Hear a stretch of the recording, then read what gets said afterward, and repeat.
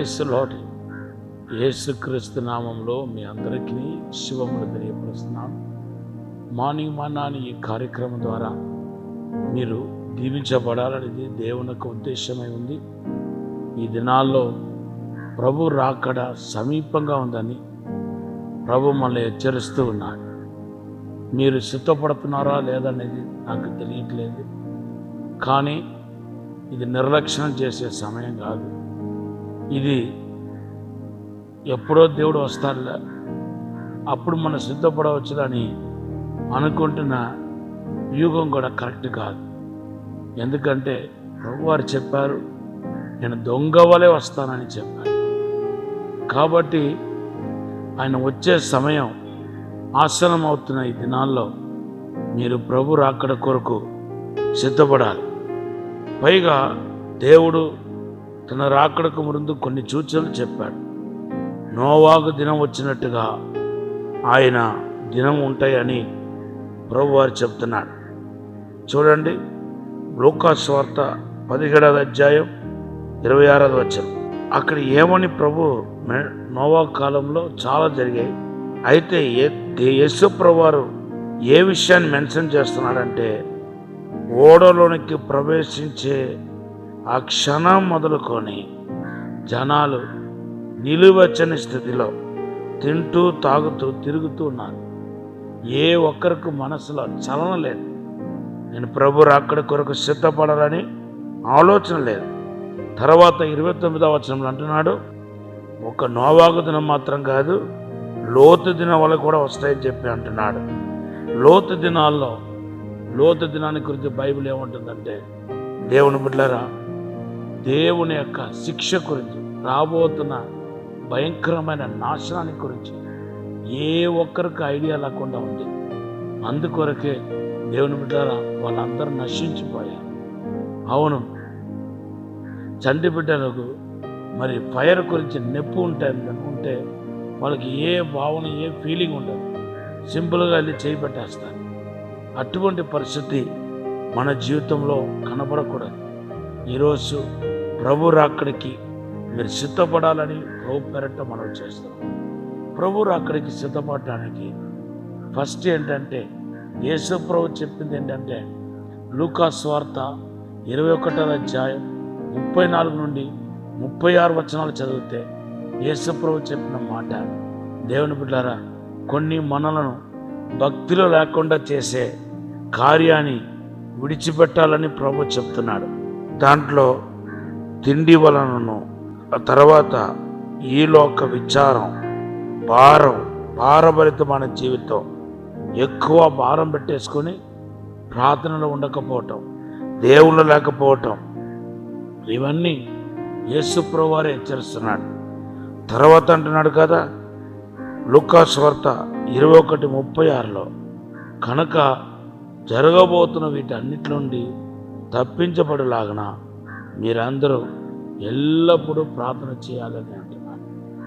దేవుని బిడ్డలారా, ఈ ప్రార్థన అనేది చాలా ఇంపార్టెంట్ అన్నమాట. యేసు ప్రభువారు ఒక ఉపమానం చెప్పారు. అప్పుడు కూడా ఆ ఉపమానం లాస్ట్లో ఏమంటున్నాడంటే, మనుష్య కుమారుడు వచ్చినప్పుడు విశ్వాసాన్ని కనుగొనునా, లూకాసు సువార్త 18:8వ వచనంలో అంటున్నాడు. అక్కడ ఫుట్ నోట్స్లో మీరు చూస్తే ఆ విశ్వాసాన్ని కనుగొనునా అని రాయబడి ఉంది. ఆ విశ్వాసాన్ని కనుగొనునా, ఏ విశ్వాసాన్ని? ముందు ఒక విశ్వాసాన్ని గురించి ప్రభు మాట్లాడుతున్నాడు. లూకాసు సువార్త 18:1 నుండి 7 వచనాల్లో ఒక అద్భుతమైన విషయం ప్రభు మాట్లాడకుండా వస్తున్నాడు. అదేంటంటే, సొమ్మసిల్లకుండా ప్రార్థన చేయడం.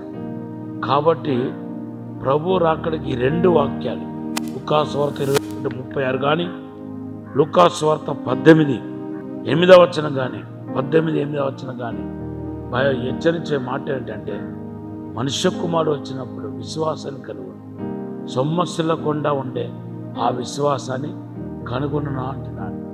కనుక ప్రభు రాకడ సమయం అతి సమీపంగా ఉన్న ఈ దినాల్లో మీరు ఎత్తబడే గుంపులో ఉన్నారా, విడువబడే గుంపులో ఉన్నారా?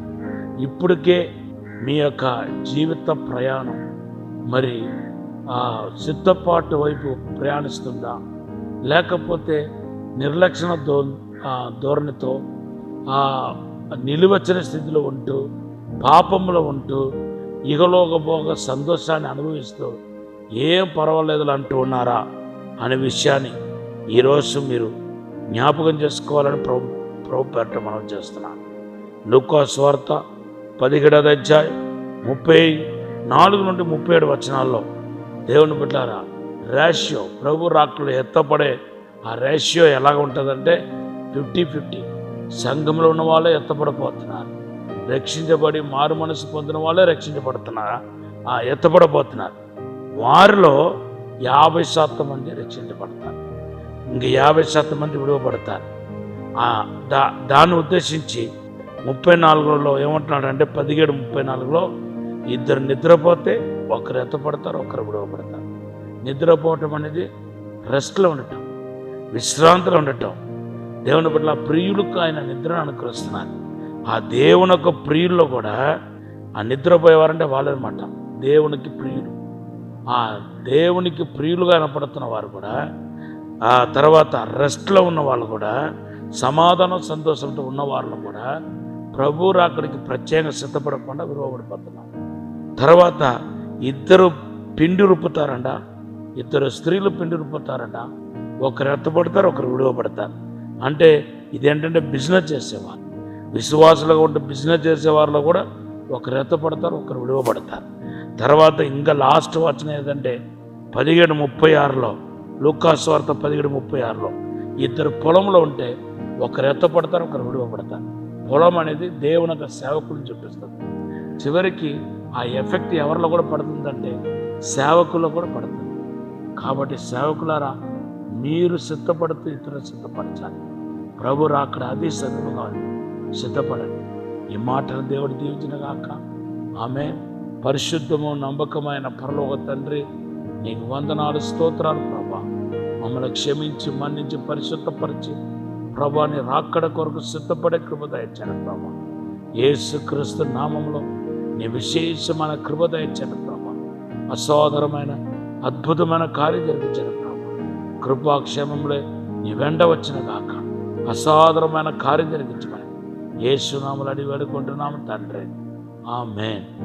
ఈరోజు మీకు దేవుడిచ్చిన వాగ్దానం జకర్యా గ్రంథం 12:10. ప్రభు ఈ మాటను దీవించిన గాక. ఆమేన్.